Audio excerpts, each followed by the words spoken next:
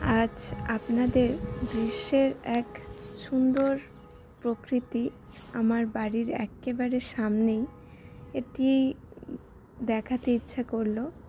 এই যে রাস্তার পাশে গাড়ি এবং বাড়ি রয়েছে এবং এই পাশটায় একেবারে বাঁ দিকটায় রয়েছে একটা গির্জা। গির্জা না, এটা একটা কবরস্থান এবং তার মধ্যেই একটা গির্জা মতো ছোট্ট রয়েছে। এখানে যেটা গির্জাকে বলে কির্শে। এবং জার্মানির এই গির্জাগুলো যদি ভিতরে যাওয়া যেত আপনাদের দেখাতাম, এতটাই পরিষ্কার এবং এতটাই সুন্দর, আপনি মনেই করবেন না, কোনো ভয় তো দূরের কথা, কখনো মনেই হবে না যে এটা কোনো ভয়ঙ্কর কবরস্থান বা কিছু।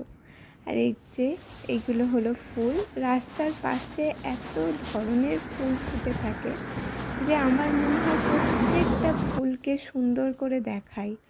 এই ফুলগুলোর নানান রং এবং এতটা ভাইব্রেন্ট কালার, খুব সুন্দর দেখতে লাগে।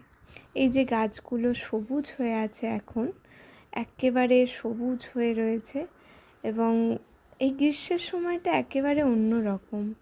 শীতকালটায় এখানের গাছগুলোকে দেখলে এতটাই মনে হয় যে মরে গেছে, যে একেবারে ন্যাড়া হয়ে গেছে, কোনো পাতা নেই, কিছু নেই।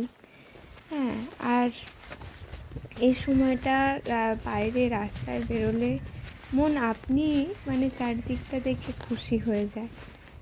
আর চলুন, এখানে একটা সুন্দর ফুলের গাছ রয়েছে।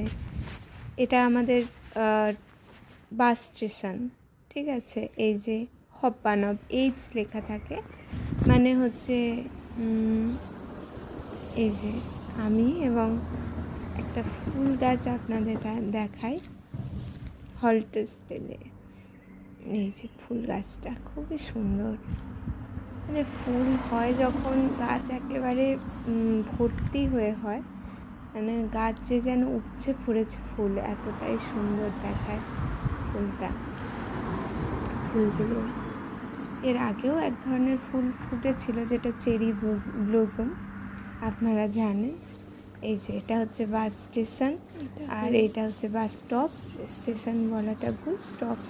আর এটা হচ্ছে বাসের শিডিউল, কখন কোন বাস আসছে, এটা হচ্ছে শিডিউল। আমি এখানে কোনোদিনও বাসে, হ্যাঁ, একবারই এসেছিলাম। এগুলো সব জার্মান নাম। এটা হচ্ছে বাসের কোন কোন জায়গায় বাস যাচ্ছে তার চ্যানেল, রুট রয়েছে করার।